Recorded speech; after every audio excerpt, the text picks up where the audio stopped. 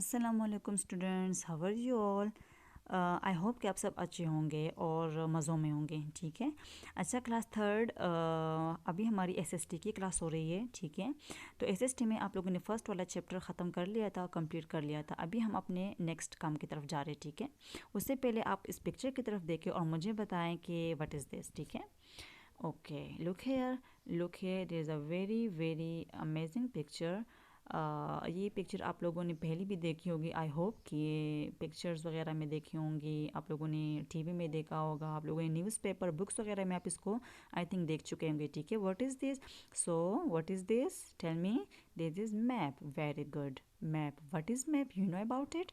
Map is a dramatical representation of a land, ठीक है, of the earth, which shows the different shape of the land or the sea. It also shows where the place and the landform are located. ठीक है। Map हमारे पास एक किसी भी अर्थ का, किसी भी लैंड का जो है एक ड्रामेटिकल रिप्रेजेंटेशन जो होता है वो उसमें हम किसी भी लैंड का जब आप ग्रामेटिकल रिप्रेजेंटेशन शो करते हैं तो उसको हम मैप कहते हैं। और वही मैप जो है उसका मकसद ही क्या होता है कि उसमें हम डिफरेंट लैंड के डिफरेंट शेप्स को रिप्रेजेंट करते हैं, उसमें हम सीज़ को रिप्रेजेंट करते हैं, उसमें हम डिफरेंट प्लेसेस को, कंट्रीज़ को रिप्रेजेंट करते हैं, कॉन्टिनेंट्स को रिप्रेजेंट करते हैं एंड लैंड फॉर्म्स को रिप्रेजेंट करते हैं जो जहाँ पे होती है। यहाँ पे अगर देखें फॉर एग्जांपल बीच में मेरे पाकिस्तान है। ठीक है। तो आपके इस वाले ईस्ट साइड पे हमारे पास इंडिया मौजूद है, अफ़गानिस्तान, ईरान है, चाइना है और अरेबियन सी है। ठीक है। जो बॉर्डर्स डिफरेंट नेबरिंग कंट्रीज़ के साथ अटैच है। तो ये हमें मैप में रिप्रेजेंट करता है। इधर इसके अंदर फिर आप देखें big big cities Rawalpindi, Multan, Faisalabad, Peshawar, Karachi, Hyderabad, Sukkur. ठीक है। ये सारी जो मतलब डिफरेंट पाकिस्तान के अंदर जितनी भी मतलब सिटीज़ है तो वो हमें रिप्रेजेंट करती है। लेकिन यहाँ पे हमारे पास मैप हमें सिर्फ ये चीज़ें रिप्रेजेंट नहीं करती। मैप में हमारे पास डिफरेंट टाइप्स होते हैं। उसमें हमारे पास पॉपुलेशन का मैप अलग सा होता है, डेंसिटी का अलग सा होता है, डिज़ास्टर वाला अलग होता है। ठीक है। तो मैप्स के फिर टाइप्स होते हैं कि और हमारे पास ये मैप्स के जो टाइप्स होते हैं उसका मतलब मैप का अपना एक स्पेशल बुक होता है। उस मैप का जो बुक होता है, ठीक है, उस मैप ऑफ बुक को कहते हैं एटलस। क्या कहते हैं? Atlas. Atlas is the map of book of map, sorry, book of map. ठीक है। उसको हम रिप्रेजेंट करते हैं। इधर देखिए, now open your books, now open your books, page number 8। ठीक है। There is the chapter number 2, maps, and book page 8। तो what is map? As I told you before that map is a dramatical representation of a land और dramatical representation of the piece of land. ठीक है, which shows the different shape of a land, seas, shows the different places, different countries, different continent, different ocean, and different landforms are located. Okay. यहाँ पे अगर देखें आपको एक picture दी है book में, तो अगर एक मिनट के लिए आप पिक्चर की तरफ देखें, ये एक स्ट्रीट की पिक्चर दी गई है और दूसरी साइड पे आपको सेम पिक्चर का मैप बना के दिया है। ठीक है। मैप हमारे पास क्या होता है कि मैप में हमारे पास एग्जैक्ट पोजीशन और जो शेप है वो बताता है। ठीक है। मतलब अगर आप मैप में अगर आप डिफरेंट कंट्रीज़ वगैरह को देखें, ओशन वगैरह को देखें, तो एग्जैक्ट पोजीशन बता दे कि मतलब पाकिस्तान के नॉर्थ साइड पे कौन सी कंट्री है। ठीक है। तो वही कंट्री जो फॉर एग्जांपल अगर मैं कहूँ कि पाकिस्तान के नॉर्थ साइड पे अरेबियन सी है, तो यस अरेबियन सी है, तो वही मैप में भी हमें एग्जैक्ट पोजीशन ही मतलब बताता है। लेकिन हमारे पास मैप में हमारे पास एक्चुअल साइज़ नहीं दिखाते। नहीं अब मतलब एक्चुअल साइज हम किसी भी चीज़ का हम मैप में नहीं दिखा सकते, क्योंकि मैप एक पीस ऑफ पेज होता है। तो उसमें हम किसी भी चीज़ का, किसी भी कंट्री, ओशन का हम बड़ा सा जो एक्चुअल साइज है वो हम ड्रॉ नहीं कर सकते। ठीक है। इसके साथ साथ अगर आप देखें तो मैप्स के डिफरेंट फ़ीचर्स होते हैं और उसी फ़ीचर्स के थ्रू ही हम मैप को इजीली रीड कर सकते हैं। ठीक है। मैप के यहाँ पे आपको 3 फीचर्स बताए हैं। एक है स्केल, दूसरा की, तीसरा सिंबल। अब अगर देखें हमारे पास scale, what is scale? Scale you know that कि आपके पास, आप सबके पास स्केल होते हैं, आप जिसको रूलर कहते हैं, जिसको फुट कहते हैं। ठीक है। वही स्केल हमारे पास मैप में भी होते हैं। अब आप देखें तो मैप में हमारे पास स्केल क्यों ज़रूरी होता है? ठीक है। मैप में हमारे पास स्केल इसलिए ज़रूरी होता है कि अगर डिफरेंट कंट्रीज़ के बीच में जो डिस्टेंस होता है या डिफरेंट एरियाज़ के बीच में आप लोगों ने डिस्टेंस को फाइंड आउट करना है, तो उसके लिए हम स्केल ही यूज़ करते हैं। फॉर एग्जांपल अगर अपने सैदो और मेंगोरा के बीच में डिस्टेंस काउंट करना है और वो जो एग्जैक्ट फॉर एग्ज़ाम्पल अगर एग्जैक्ट हमारे पास जो डिस्टेंस है वो 1 किलोमीटर है, लेकिन 1 किलोमीटर इज़ टू मच, हम 1 किलोमीटर को मैप में रिप्रेजेंट नहीं कर सकते, ठीक है। 1 किलोमीटर इज इक्वल टू 1000, तो वो ज़्यादा है मैप के लिए। तो उसको हम क्या करेंगे, उसको हम छोटा सा यूनिट में कन्वर्ट करते हैं, मतलब एज अ इमेजिन करते हैं कि 1 kilometre is equal to 1 centimetre and 1 centimetre is equal to 100। तो हम सेदू एमिंगोरा को करते हैं रिप्रेजेंट 1 सेंटीमीटर में पर, ठीक है। अगर वो 1 किलोमीटर डिस्टेंस है तो हम 1 किलोमीटर नहीं लिखेंगे, हम 1 सेंटीमीटर ही लिखेंगे। इसी तरह आप डिफरेंट एरियाज़ के बीच में, डिफरेंट कंट्रीज़ के बीच में आप स्केल के थ्रू जो है डिफरेंट जो डिस्टेंस होता है वो फाइंड आउट कर सकते हैं, लेकिन एग्जैक्ट जो डिस्टेंस होता है वो मैप में हम शो नहीं कर सकते, उसके लिए हम स्मॉल यूनिट यूज़ करते हैं फिर, ठीक है। किलोमीटर जो होता है तो वो बिग डिस्टेंस के लिए यूज़ होता है, मतलब जो बड़ा होता है, ठीक है। और मैप के लिए हम स्मॉल यूज़ करेंगे, क्योंकि वो उसमें हम किलोमीटर कर ही नहीं सकते, उसको हम कन्वर्ट करते हैं किलोमीटर से सेंटीमीटर में, जस्ट इमेजिन करते हैं। तो 1 किलोमीटर अगर आता है तो हम उसको 1 किलोमीटर को लिखेंगे 1 सेंटीमीटर लिखेंगे, फाइन।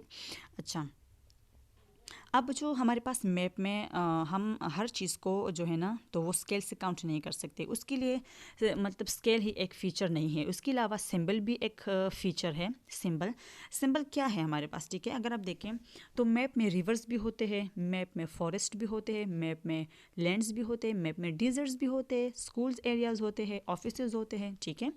तो उसको हम एक डिफरेंट सिंबल से डिनोट करते हैं, सिंबल से डिनोट करते हैं। लाइक फॉर एग्जांपल अगर आप देखें कि सिंबल से डिनोट करते हैं, लाइक फॉर एग्जांपल इधर देखें, या मैं आपको दिखा रही हूँ, यहाँ पे अगर आप देखें तो जो मैंने ब्लू ब्रैकेट किया है, सॉरी स्क्वायर बनाया है, तो ये सारे जो एक लाइन में नीचे आए हैं हाउस है, हाउस के लिए इन्होंने एक छोटे सी बिल्डिंग जो है ये बनाई है कि हाउस को हम इंडिकेट करते हैं इस बिल्डिंग से। तो यहाँ पे ये बिल्डिंग मैंने जो हाउस लिखा है इन्होंने, इसको भी मैंने यहाँ पे बंद किया हुआ है ब्लू मार्कर से।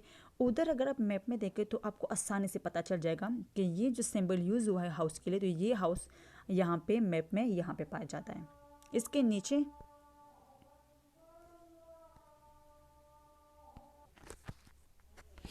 यहाँ पे, ठीक है। तो यहाँ पे अगर देखें तो उसके नीचे मॉस्क के जो सिंबल इन्होंने लिखा हुआ है, ठीक है। और यहाँ पे अगर देखें हाउस के साथ ही मॉस्क पाया जाता है, ठीक है। तो ये डिफरेंट नीचे आ जाए तो रिवर्स के लिए इन्होंने ब्लू वेवी लाइंस की है, फॉरेस्ट के लिए इन्होंने ट्री लिखा है।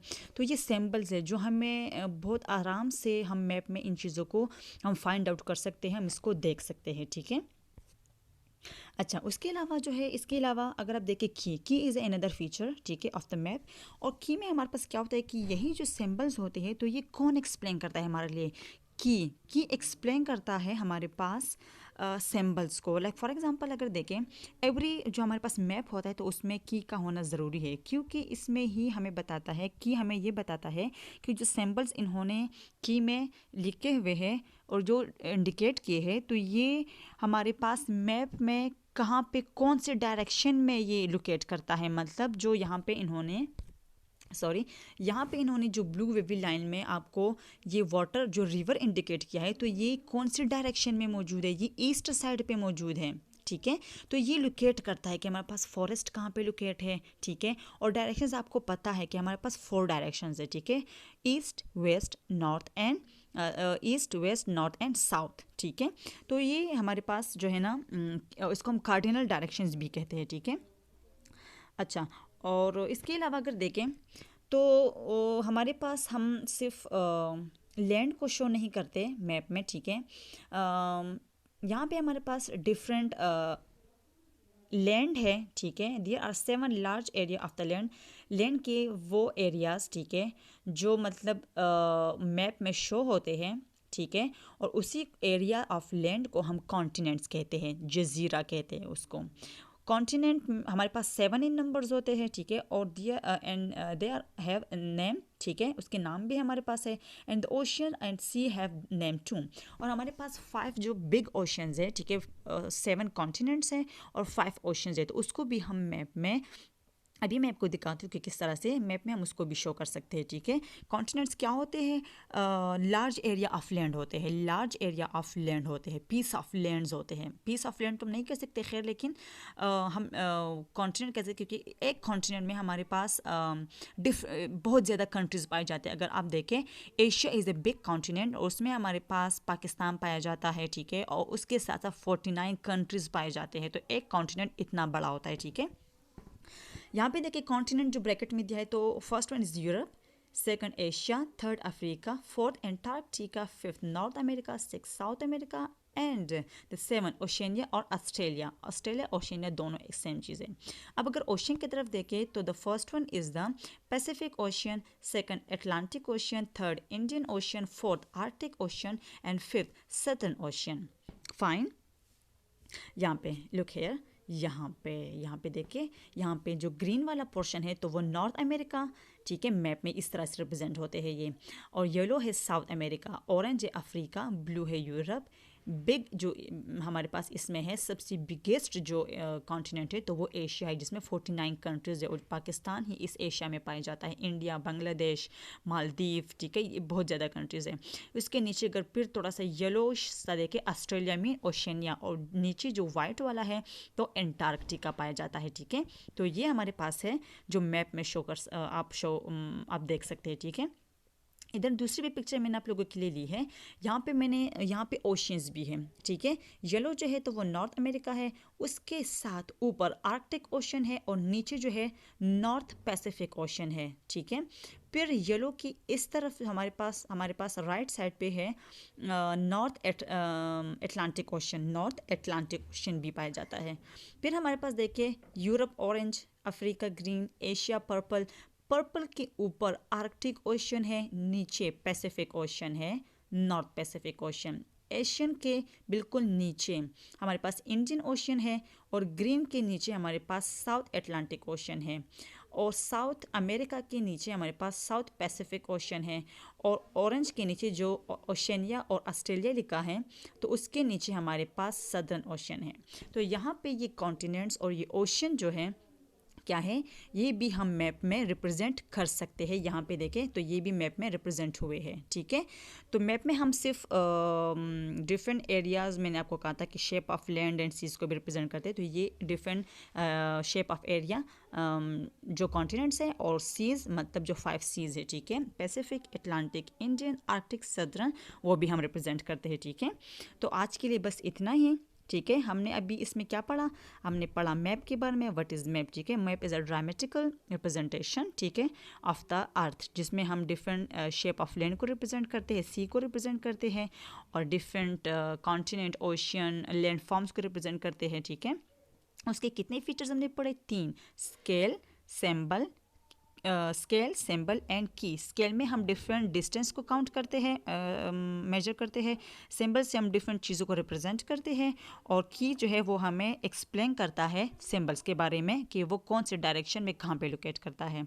बुक ऑफ मैप को एटलस कहते हैं, और ये 4 कोऑर्डिनेट डायरेक्शन में हमारे पास कीज जो है पड़ी होती है, ठीक है। How many continents are there in the world, so there are 7 continent in the world, Europe, Asia, Africa, Antarctica, North America, South America, and Oceania. And oceans, there are 5 oceans: Pacific Ocean, Atlantic Ocean, Indian Ocean, Arctic Ocean, and Southern Ocean. Class आप लोगों का जो homework है वो ये है कि आप लोगों ने, ठीक है, आप लोगों ने क्या करना है, आप लोगों ने कॉन्टिनेंट एंड ओशन के इस ये जो नेम्स है तो इसको याद करना है, और अपने लिए बहुत ही प्यारी सी एक टेस्ट अरेंज करना है, और उसी में आप लोगों को 2-3 दफ़ा इसमें टेस्ट देना है विद करेक्ट स्पेलिंग के साथ, ठीक है। और आप लोगों ने ये मतलब अपने पेरेंट्स के सामने बैठ के इसमें टेस्ट देना है, ठीक है। आई होप कि आप करेंगे और अच्छे से करेंगे, ठीक है। Thank you so much. आज के लिए बस इतना ही। अपना ढेर सारा ख्याल रखें। अल्लाह हाफिज़।